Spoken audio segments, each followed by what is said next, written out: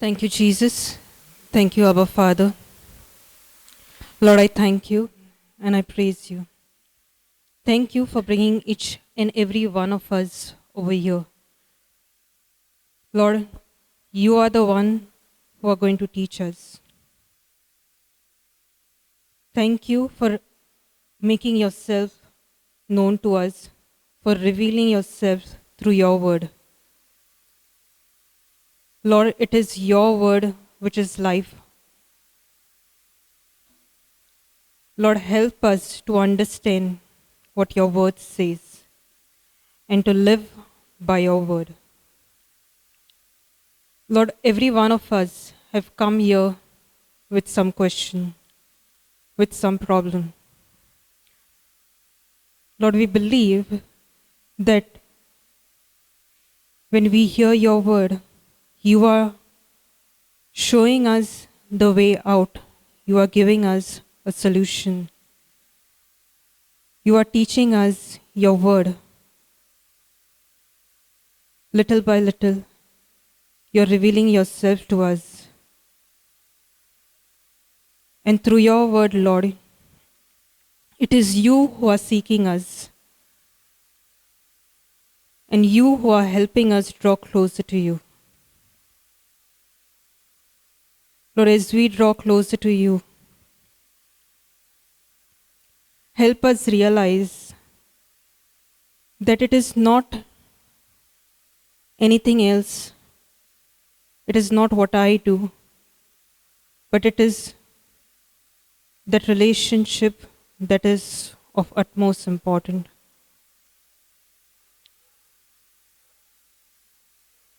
Thank you, Lord, for this day. Thank you for the gift of life. And thank you for teaching us every day, every moment. I make this prayer in Jesus' name. Amen. Thank you, Jesus. Praise God. So last time, our topic for the retreat, our theme was grace. And this time as well, we are going to continue on the same theme. All right? Now, those of you who were not there last time, our sessions are available on YouTube. So, during the break or at the end of the day, you can take the link from us. Have you heard the term grace? The word grace? Yes? What is grace? Anybody can tell me what is grace? It's a blessing. What else? We keep using the word grace, right? And the theme of this retreat, this 2-day sessions, is grace. So, what is grace? We are come to learn about grace. Yes? In whatever words you understand, can you tell me what is grace? Galatians 1:6. I need the title as well. Let's read the scripture together, okay? I marvel that you are so soon removed from him that called you into the grace of Christ unto another gospel. Now, who's writing this? This is the book of Galatians. Who has written Galatians? Paul. So Paul is saying, I marvel that you are so soon removed from him that called you into the grace of Christ. So the gospel is the gospel of grace. And grace is God's willingness. Can you write it down? Grace is God's willingness,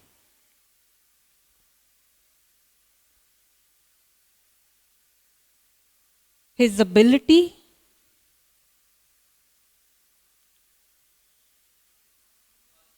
to use God's willingness to use His ability,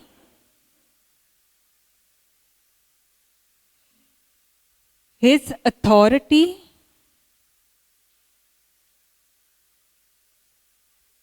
and everything of His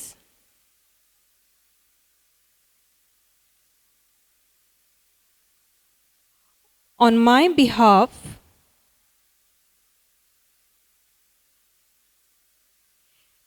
even though I don't deserve it. Write another sentence. The gospel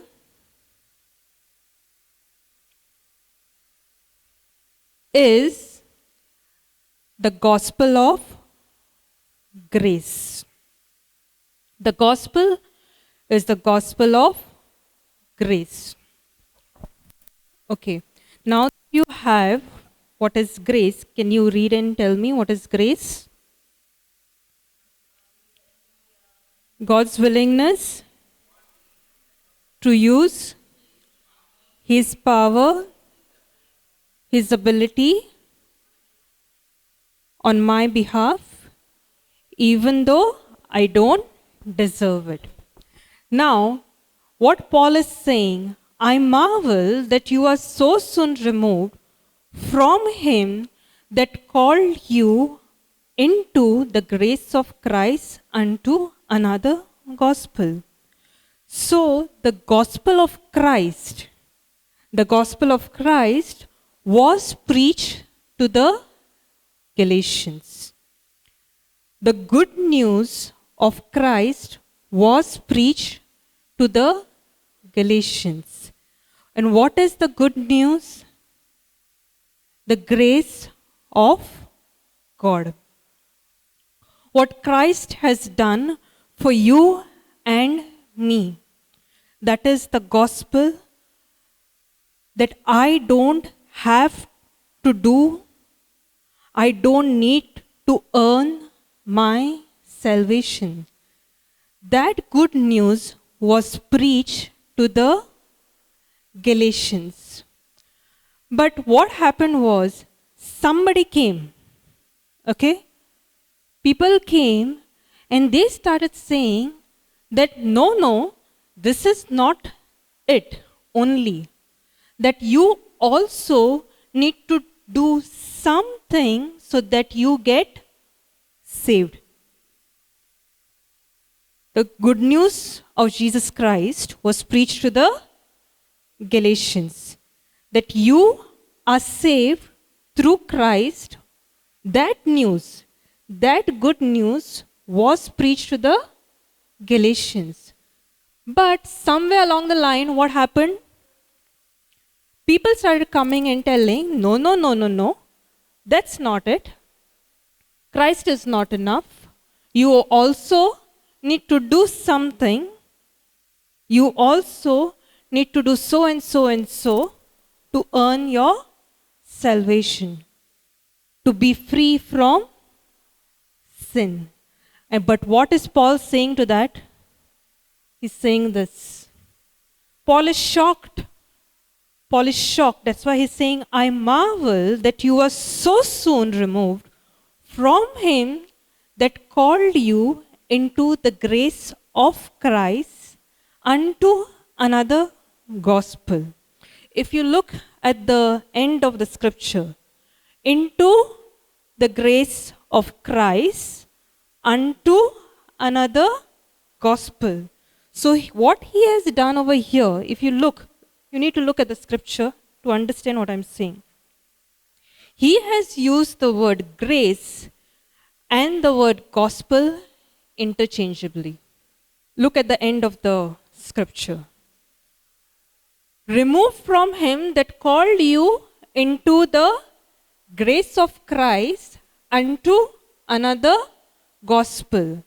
Called you into the gospel of Christ unto another gospel. I marvel that you are so soon removed from him that called you unto the gospel of Christ, unto another gospel. Which means what? If anybody mixes anything inside of the message of the gospel of Christ, it's not the gospel of Christ, but another gospel. Understood so far? Yes? Now, what is the gospel? The good news. What is good news? Now, in those times when Jesus died, right? And Jesus earned salvation for us. The term good news in that language basically did not exist. When they started using it, it was a new word, because something that has no definition is now exists. So they do need to give it a name, and that is why it is gospel. It is good news. They had never heard anything before that was so good that they called it good news. That is why it was too good to be true. What was preached to them? What is that gospel that was preached to them that is so good that it was called the good news? All of us have sinned. Yes? All of us have sinned. Correct? Now, what are the consequences of sin? I know if I sin, I'm going to hell. Yes? That is how it works. Everybody agrees. I sin, I go to hell. Now, if I don't want to go to hell, what do I do? Yes? You were saying something? If I don't want to go to hell, what do I do? I can't hear you. Louder? We don't sin. If I don't want to go to hell, I don't sin. What else? Ask for forgiveness. Okay. What else? Believe in Jesus Christ. Okay. Treasure the word of God in your heart, which will help me to not sin. Okay.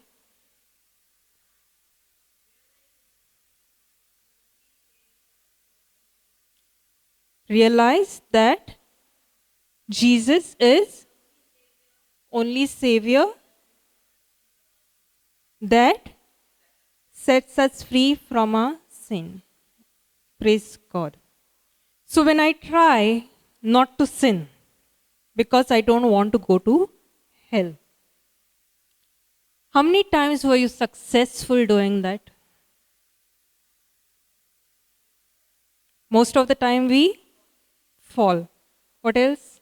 Were you able, when you decided, Array, I'm falling in this area all the time. I'm sinning in this area all the time. I'm going for confession and I'm repeating the same sin. After confession, I decide, okay, I'm not going to sin. I'm not going to sin. 1 day goes by, 2 days go by, 3 days go by. What happens? After some time, what happens? Again, the same sin. Correct? Now, every time I do that, every time, same thing happens. Yes or no? Same thing happens. I try not to sin, and as much as I try not to sin, I fall into same thing. Then what happens? I promise God I'm not going to sin. I'm not going to do that again. But when I fall into that sin, what happens?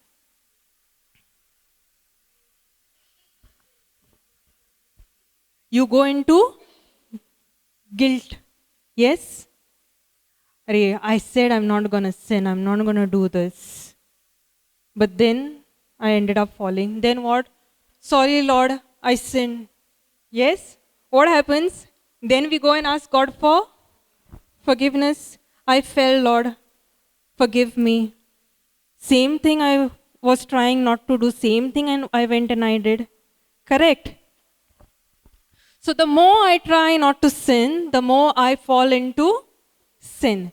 The more I fall into sin, the more Satan gets an opportunity to come and condemn me. The more the Satan comes and puts guilt in me. You did so and so. You deserve hell. You don't deserve anything good. You deserve this punishment. Yes or no? Every time I try not to sin, every time I fall, Satan comes and tries to put that condemnation and comes and says that you are not good, you did so and so, you are a very bad person, you deserve hell, you deserve punishment, you deserve what you are going through. Yes? Everybody has gone through that? At some point or the other? Yes? Now, the gospel, the grace of God is that I am not depending on my own ability to live a righteous life. The gospel, the grace of God, is me depending on His ability. Before I go there, let me explain something else. When I get into guilt or when I try not to sin, what am I doing? I am, by my own effort, by my own ability, by my own strength, am trying to live a righteous life. I am saying, Lord, I want that right standing with you based on what I do. I don't want to go to hell, I want to come to you. So I try not to sin. I try with my own ability to pray every day. I try with my own ability to read the Bible every day. I try with my own ability to be in the Word every day so that I don't go and sin. What I am trying to do is be righteous with my own strength, which is nothing but self-righteousness. Understanding? So I am trying to get right standing with God, to have that relationship with God so that I don't go to hell with my own strength,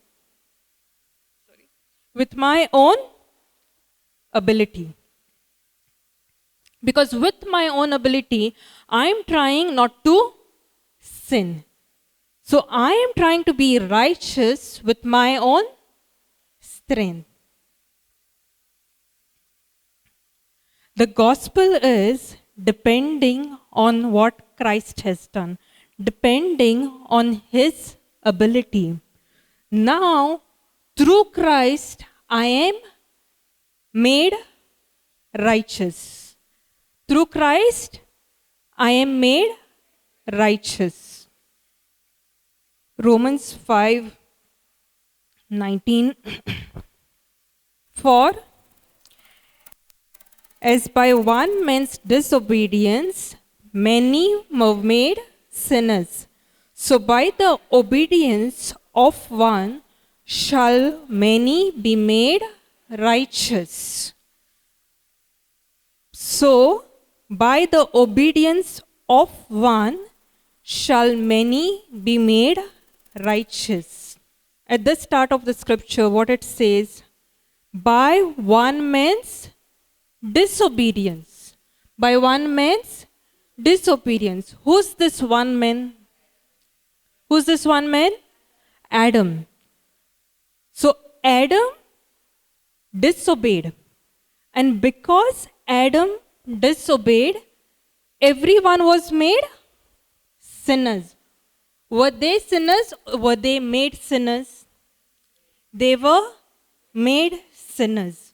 But now, by the obedience of one, who is this one? Jesus. By the obedience of one, many shall be made righteous. Jesus did not have any sin in him. The death he died, he did not deserve. In the same way, that death that we deserve, he took that death. Because we are sinners, we sin, yes, correct? The result of sin is what? Death. The result of sin is death. So we were made sinners. How? Because Adam disobeyed. But now we are made righteous. How? By the obedience of one man, that is Jesus. So the good news is that I am made righteous through one man, Jesus, because he obeyed. Why? Because he obeyed. Now he obeyed. How am I made righteous? Do you get that question? He obeyed. How am I made righteous?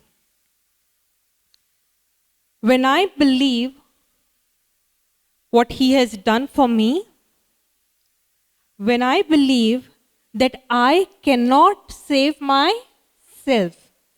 What we saw earlier, I try to not commit a sin.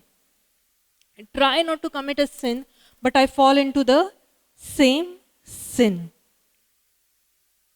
And how do I know that I am sinning?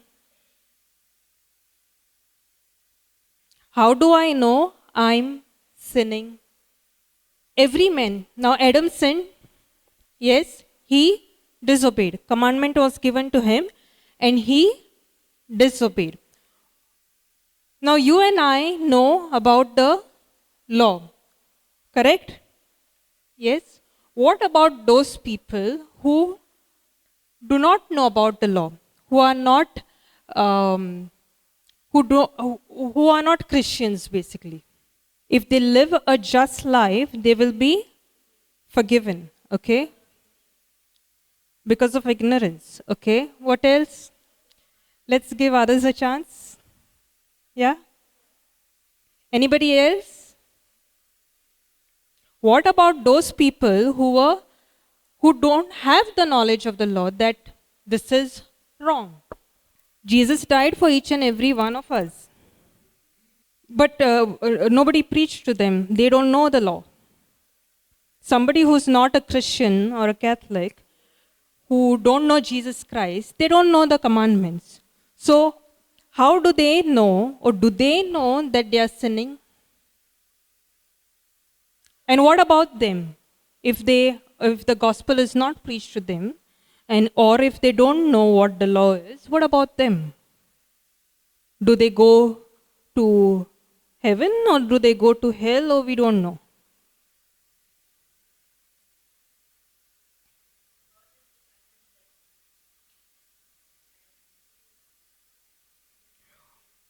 What my question is that because of Adam, sin entered. Yes, each and every one of us were made sinners. Each and every one, every human being on earth is made a sinner. Now you and I know that we sin because of the commandments. Yes? What about those people who have not heard about the law, or who have not heard about the commandments, or who have not heard about Jesus. What about those people? Romans 1:18. Let's read. For the wrath of God is revealed from heaven against all ungodliness and unrighteousness of men who hold the truth in unrighteousness, because that which may be known of God is manifest in them, for God has showed it unto them. For the wrath of God is revealed from heaven. Sin has consequences. Sin will be judged. And the wrath of God is revealed from heaven against ungodliness and unrighteousness of men.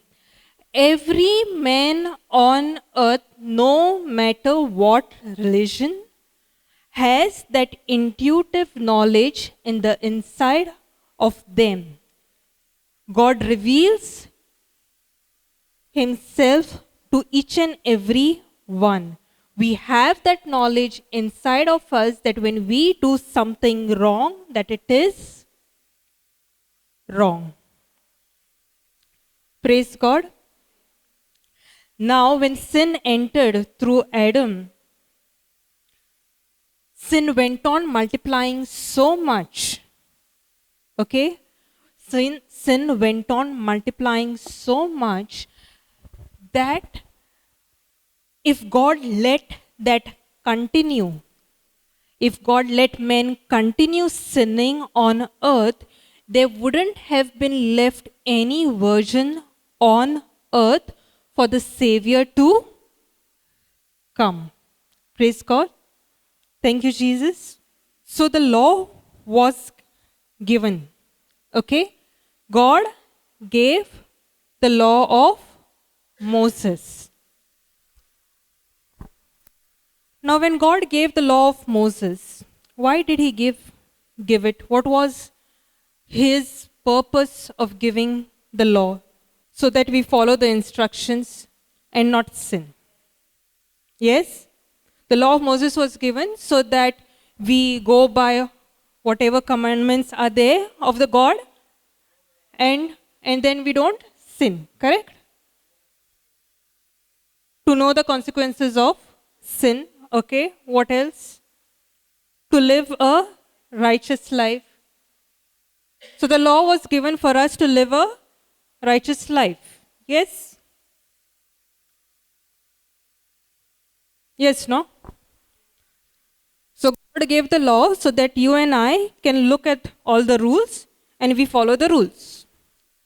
Okay, go to Romans 7:7. What shall we say then? Is the law sin? God forbid. Nay, I had not known sin, but by the law. So before the law was given, men did not even know that they are sinning. So God had to introduce the law so that He can put a standard, He can draw a line that man knows that if I do this, I am sinning.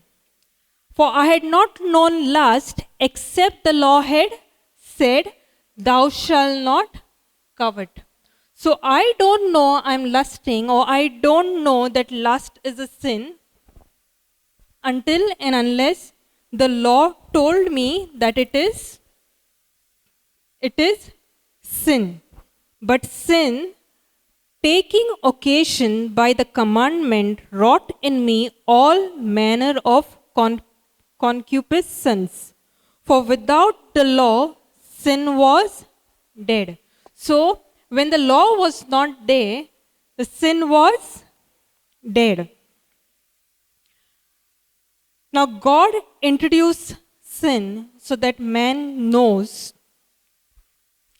that man cannot keep all the law. If I don't, so earlier when we said I'll try not to sin, I'll not do this, I'll not do this, I'll not do this, correct?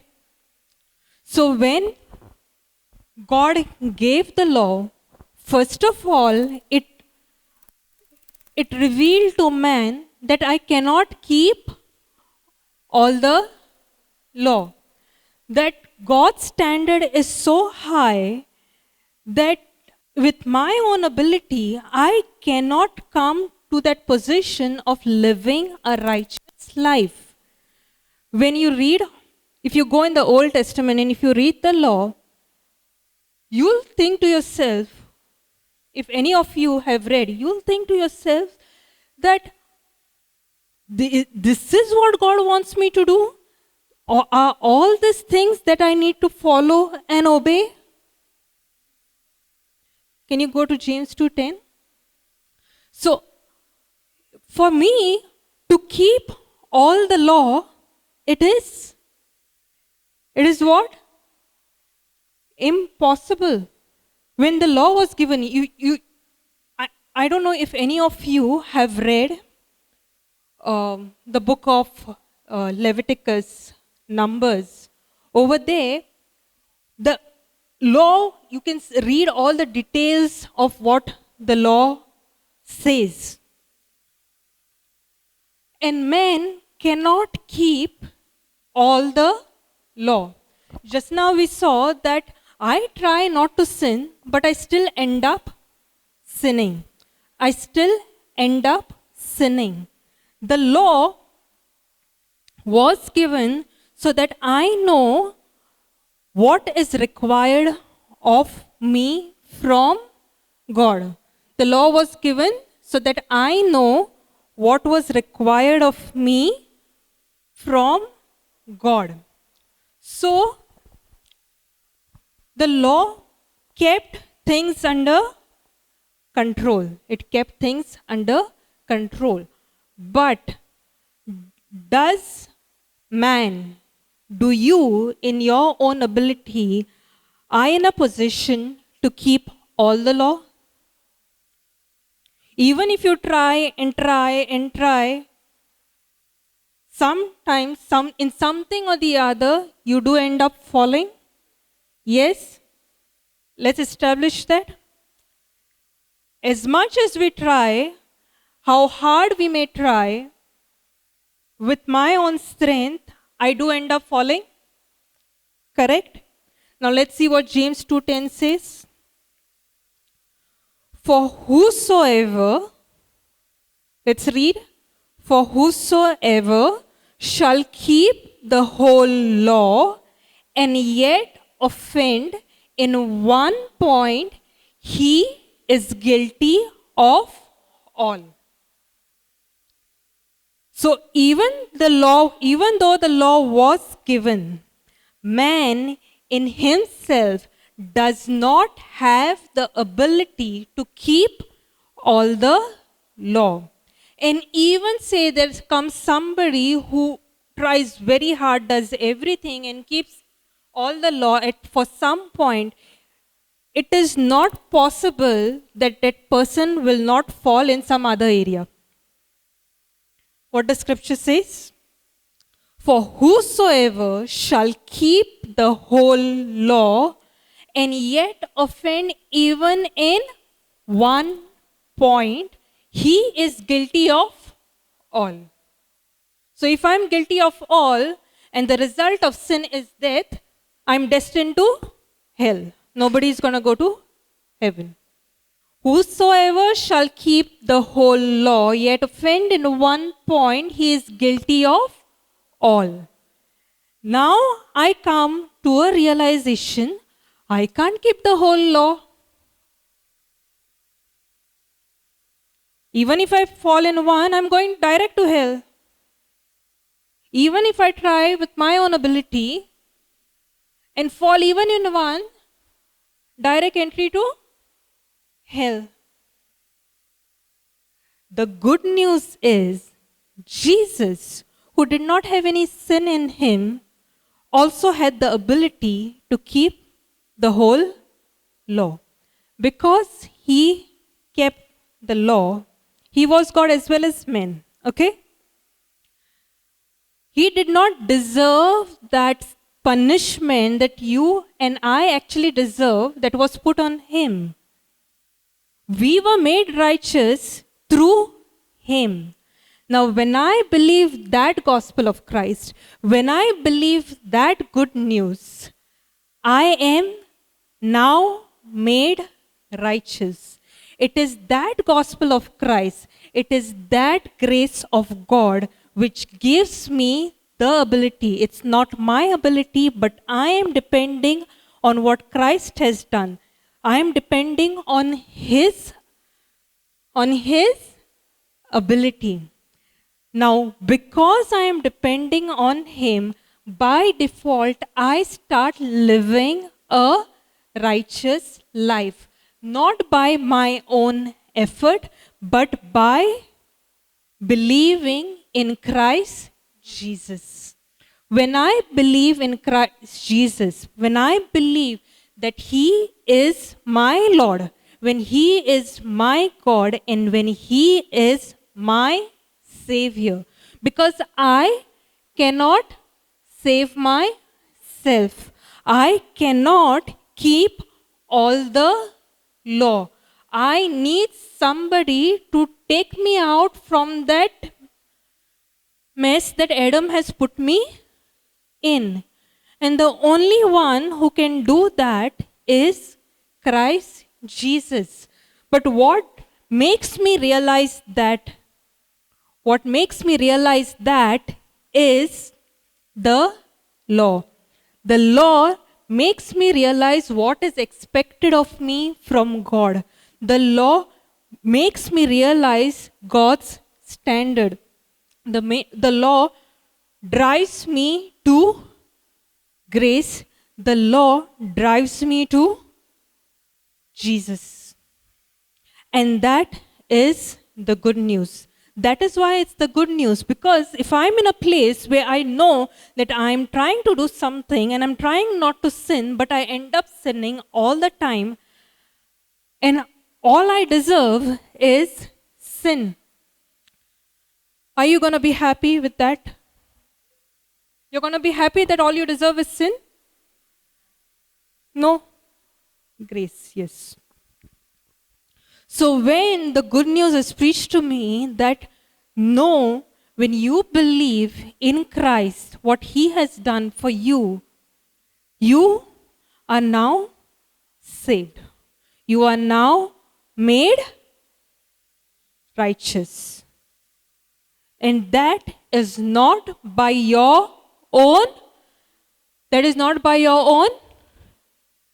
strength. It is not by your own ability. It is not what you do, but it is what Christ has done for me. Now, I know this truth. Okay? Say, I know this truth. I have understood this truth. Am I now going to try and live? First of all, I'll try not to sin. Anytime and every time I try not to sin, what I'm doing is I'm shifting from God's righteousness, depending on Jesus, to my righteousness. So anything I do to come and earn that salvation for me, I'm not believing in what Christ has done for me. I'm not believing what Christ has done for me. Praise God. Thank you, Jesus. So every time I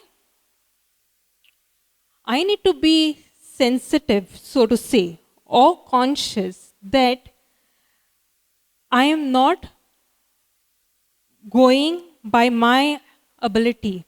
I am not depending on my strength. I'm not trying to earn that salvation.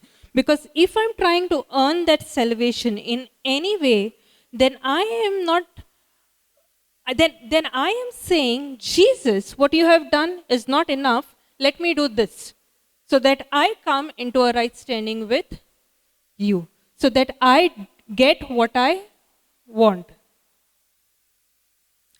I will read the scripture for 12 hours today so that my prayers are answered. What is that? That is me trying to earn what Christ has already done for me. Because I'm saying, Lord, what you have done is not enough. Let me do this so that I get this. So, do you understand what the good news is? Do you understand what the gospel of Christ is? Praise God. Gospel of Christ is what Christ has done for me on the cross, and by believing what he has done for me on the cross, I am now saved. I am now made righteous. Praise God. Thank you, Jesus. Let's close our eyes. Thank you, Jesus. Thank you, Jesus, for teaching us, for helping us understand the truth in your word. Lord, it starts small, and you are teaching us in your word, in your scripture, what you have done for us, that we don't need to earn our salvation, that we don't need to do anything to come into the right standing with you. Lord, thank you for teaching us that when we depend on you, when we depend on what you have done for us, we are saved, we are made righteous. And all we need to do is come into that position of receiving. Lord, we are nothing without you. And Lord, thank you for teaching us in the sessions to come that the truth that we have just learned, to go deeper into that truth. Lord, I believe and I thank you for teaching us more truth in the scriptures that we have already seen today and in the past. Lord, we know that every scripture of yours, your word, has hidden mysteries. And when we learn, when we study your word, you reveal different things to us. And every time it's new and new revelation. Lord, we believe that this grace, your gospel, you are making it more and more real to us. You are giving us new revelation. You are teaching us it on a level that we have not understood before. I make this prayer in Jesus' name. Amen. Thank you, Jesus.